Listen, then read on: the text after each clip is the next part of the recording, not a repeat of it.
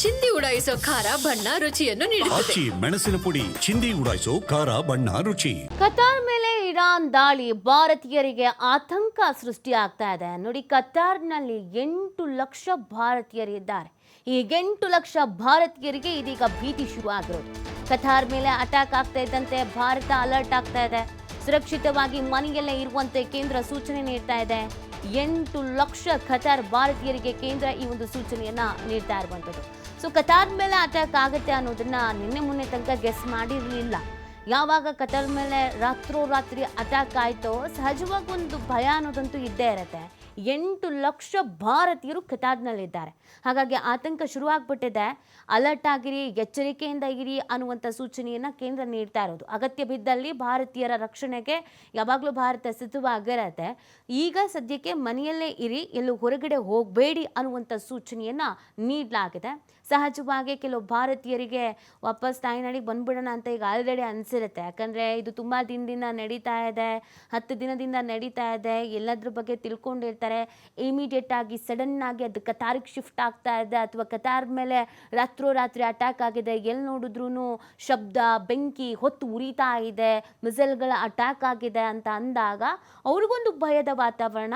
ಏನಪ್ಪ ಹೀಗಾಯಿತು, ಇದು ಹೀಗೆ ಮುಂದುವರೆದ್ರೆ ಕಷ್ಟ ಆಗತ್ತೆ, ತೀರಾ ಸಮಸ್ಯೆಗಳಾಗ್ಬಿಡತ್ತೆ ಅಂತ. ಬಟ್ ಭಾರತ ಅಲರ್ಟ್ ಆಗ್ತಾ ಇದೆ. ತನ್ನ ಭಾರತೀಯರಿಗೆ ನೀವು ಹುಷಾರಾಗಿರಿ, ಅಲರ್ಟ್ ಆಗಿರಿ ಅನ್ನುವಂಥದ್ದನ್ನು ಸೂಚನೆ ನೀಡಲಾಗಿದೆ. ಮತ್ತು ಯಾವುದೇ ಸಂದರ್ಭದಲ್ಲಿ ರಕ್ಷಣೆ ಆಗಿರ್ಬೋದು, ಅವರನ್ನು ಶಿಫ್ಟ್ ಮಾಡೋ ವಿಚಾರ ಆಗಿರಬಹುದು, ಅವರ ಪ್ರತಿಯೊಂದು ಆಗು ಹೋಗುವಿನ ವಿಚಾರದ ಬಗ್ಗೆ ಈಗಾಗಲೇ ಕೇರ್ ತಗೊಳ್ಳೋದಕ್ಕೆ ಶುರು ಆಗಲಾಗಿದೆ.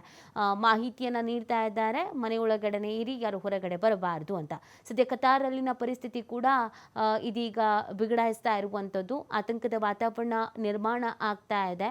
ನಿನ್ನೆ ಬೆಳಗ್ಗೆ ತನಕ ಎಲ್ಲವೂ ಸರಿ ಇತ್ತು. ರಾತ್ರೋರಾತ್ರಿ ಆದಂಥ ಈ ಒಂದು ಅಟ್ಯಾಕ್ನಿಂದ ಆತಂಕದ ವಾತಾವರಣ ಅಲ್ಲಿ ನಿರ್ಮಾಣ ಆಗಿದೆ. ಈಗೇನಾದರೂ ಅಮೇರಿಕಾ ಇರಾನ್ ಮೇಲೆ ಮತ್ತೆ ಅಟ್ಯಾಕ್ ಮಾಡ್ತು ಅಂತಂದರೆ ಮತ್ತೊಮ್ಮೆ ಈ ಎಲ್ಲ ಅಟ್ಯಾಕ್ಸ್ಗಳು ದುಪ್ಪಟ್ಟಾಗುವ ಸಾಧ್ಯತೆಗಳು ಇರತ್ತೆ. ನೋಡಿ, ಒಂದು ಕಡೆಯಲ್ಲಿ ಕದನ ವಿರಾಮ ಅಂತ ಟ್ರಂಪ್ ಘೋಷಣೆ ಮಾಡ್ತಾರೆ. ಟ್ರಂಪ್ ಘೋಷಣೆ ಮಾಡ್ತಿದ್ದ ಹಾಗೆಯೇ ಇರಾನ್ ಸರ್ಪ್ರೈಸ್ ಕೊಟ್ಬಿಡತ್ತೆ. ಸೊ ಹಾಗಾಗಿ ಇಲ್ಲಿ ಏನಾಗ್ತಿದೆ ಅನ್ನೋದೊಂದು ಕ್ಲಿಯರ್ ಪಿಕ್ಚರ್ ಸದ್ಯಕ್ಕಂತೂ ಸಿಗ್ತಾ ಇಲ್ಲ ಪ್ರಜೆಗಳಿಗೆ. ಎಲ್ಲ ಕಡೆಯಲ್ಲೂ ಇರುವಂಥ ಜನರಿಗೆ ಏನಾಗ್ತಾ ಇದೆ, ಅಮೆರಿಕ ನೋಡಿದ್ರೆ ಕದನ ವಿರಾಮ ಅನ್ನತ್ತೆ, ಈ ಕಡೆ ಇರಾನ್ ನೋಡಿದ್ರೆ ಅಟ್ಯಾಕ್ ಮಾಡುತ್ತೆ, ಏನು ನಡೀತಾ ಇದೆ ಅನ್ನೋದೊಂದು ಪ್ರಶ್ನೆ ಹುಟ್ಕೊಳ್ತಾ ಇದೆ. ಹಾಗಾಗಿ ಆತಂಕದ ವಾತಾವರಣ ಸಹಜವಾಗಿ ನಿರ್ಮಾಣ ಆಗಿದೆ.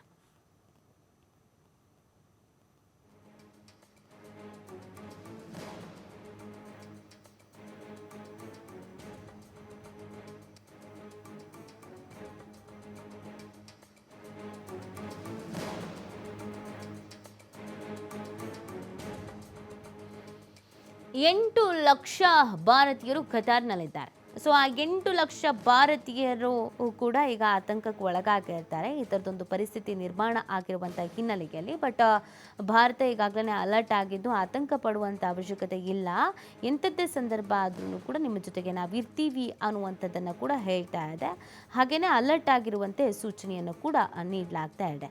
ನೋಡಿ, ಡೊನಾಲ್ಡ್ ಟ್ರಂಪ್ ಅವರ ಕದನ ವಿರಾಮ ಹೇಳಿಕೆಯನ್ನು ಇರಾನ್ ತಿರಸ್ಕರಿಸಿದೆ.